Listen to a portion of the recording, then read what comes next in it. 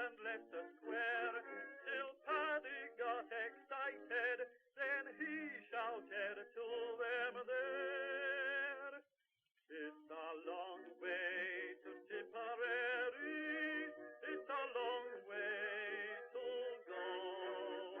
It's a long way to Tipperary, to the sweetest girl I know.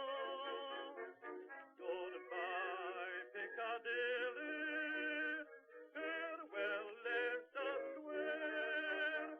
It's a long, long way to Tipperary, but my heart's right there. Esto es Blistocast, no es Histocast, pero casi. Hoy os voy a hablar de industria soviética, de una fábrica o marca que pervive a día de hoy. Os voy a hablar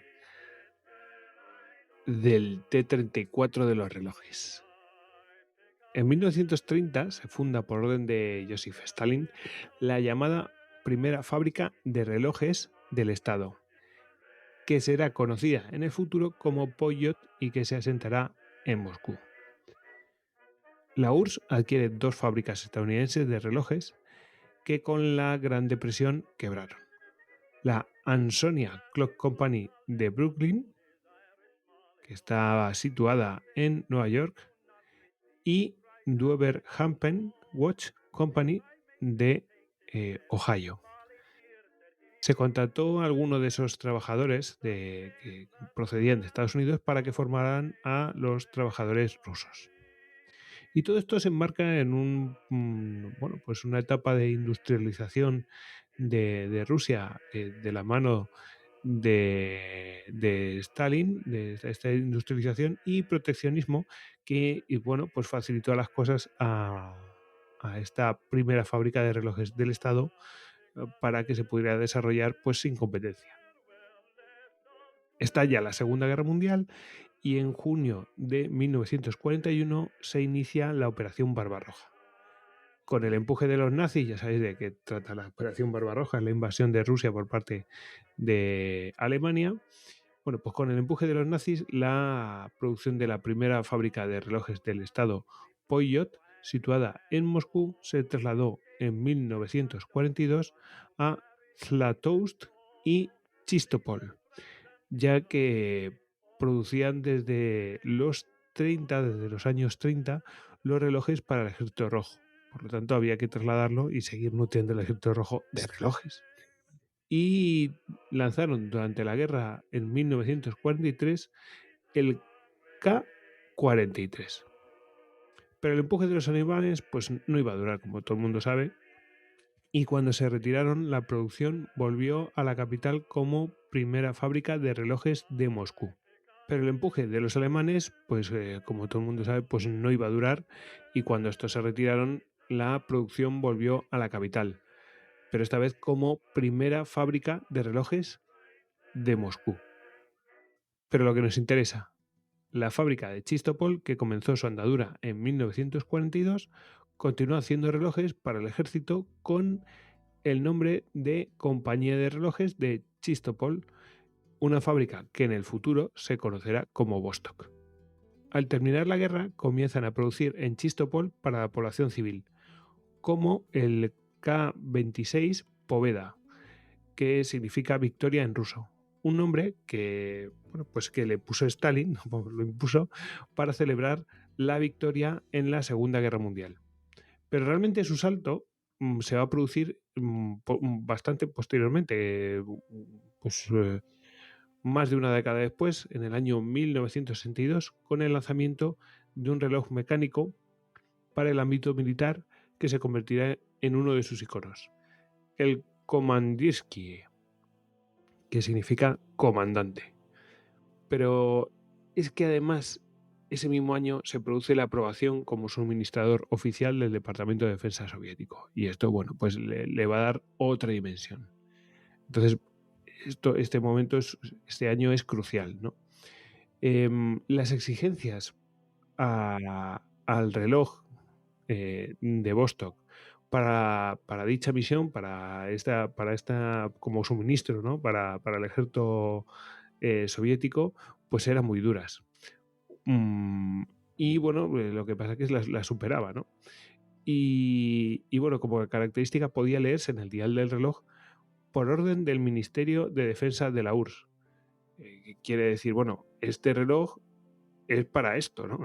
Ha sido encomendado para esto y pedido, es un pedido por parte del Departamento de Defensa soviético, ¿no? Pues ese era su destino, ¿no? Por eso llevaba esa inscripción. Y solo lo podían conseguir militares acreditados y autorizados en ciertos establecimientos.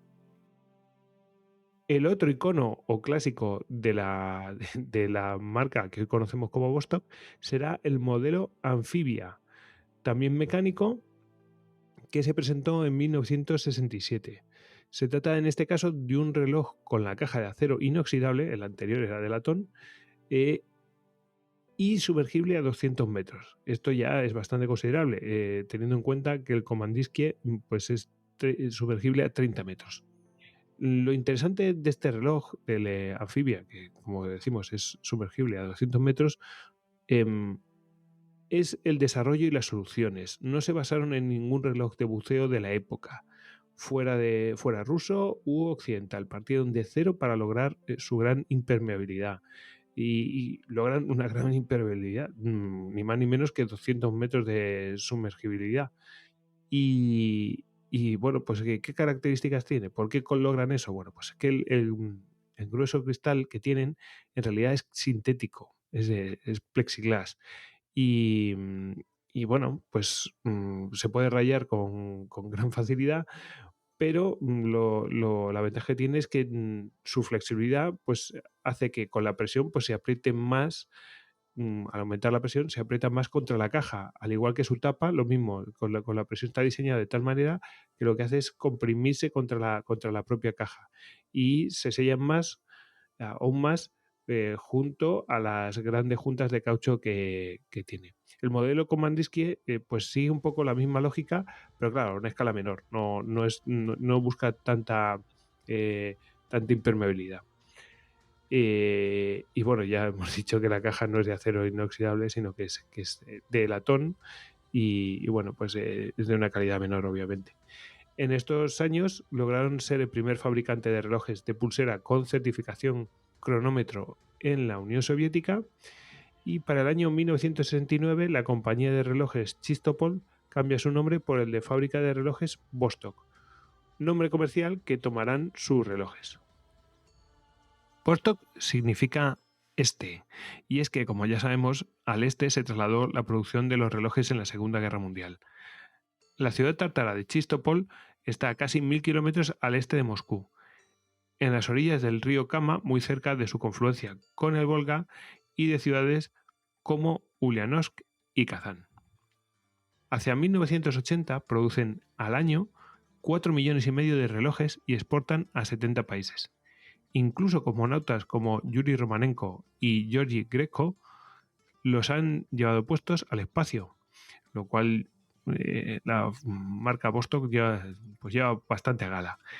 Y han equipado submarinos con sus relojes. Al caer el muro y la URSS, la compañía pues tiene que autofinanciarse, porque antes el dinero pues procedía de otro lado, como os podéis imaginar, ¿no? Y bueno, tienen que pasar de un sistema estatal, es decir, tienen que pasar de este sistema estatal a uno capitalista. Por eso lo de autofinanciarse, tiene que buscar su propia financiación. Y bueno, es una transición que no siempre resulta exitosa. No siempre resulta exitosa, que no todo el mundo lo puede hacer. Bueno, ellos sí lo pudieron hacer. El caso es que sus relojes exportados, bueno, pues van mayoritariamente a Suiza, que realmente son amantes de los relojes, a Italia y, ojo, a Estados Unidos. De hecho, en 1991, Irak invade Kuwait, como recordaréis, y se produce pues, la Guerra del Golfo, y de la cual hablamos en el Histocast 37, Operación Tormenta del Desierto. El mismísimo Pentágono parece que encarga una edición del Vostok Amphibia y Junior con logos aludiendo a esta guerra, con inscripciones de Operación Escudo del Desierto en el caso del Amphibia y Tormenta del Desierto y Escudo del Desierto en el caso del Junior. Bueno, pues las vueltas que da la vida, ¿no? Tu enemigo encargándote Estados Unidos encargando a los ex soviéticos, a los antiguos fabricantes de relojes del Ejército Rojo, bueno, pues relojes. Bueno, los enemigos se ponen de acuerdo para hacer negocios. ¿Qué le vamos a hacer? Las vueltas que le da la vida. Nunca digas de este agua no beberé. Bueno, pues no obstante, Vostok pasó dificultades financieras en 2010 que pudo superar, algo que no pudo hacer su competidora y madre, la fábrica Poyot, que si recordáis, pues fue la primera fábrica de relojes del Estado, y después cuando se volvió otra vez a Moscú, pues fue la primera fábrica de relojes de Moscú. Es que ese era su nombre. Y bueno, después se le conoció Poyot. Bueno, el caso es que no pudo superar el 2012, que fue cuando quebró. Y fue entonces cuando aprovechó para adquirir Vostok varias de las maquinarias de los relojes que tenía Poyot. A día de hoy producen solo 250.000 unidades al año. Llegó a ser el mayor fabricante de relojes de toda Rusia, llegando incluso a los 5 millones de unidades al año. Aunque el principal mercado que tiene actualmente sigue siendo Rusia, bueno, al público occidental le resultan atractivos el exotismo soviético de su imagen, el diseño espartano y el desarrollo y fabricación propia. Es decir, la manufactura completa es propia, lo cual es muy raro en los tiempos que corren y los convierten en bienes únicos. Esto también se manifiesta en la filosofía de las calidades de sus elementos, que no son las mejores ni lo pretenden, pero que consiguen una enorme funcionalidad y durabilidad por un coste muy asequible. Eso también les gustó a los occidentales. Podríamos decir que es el T-34 de los relojes.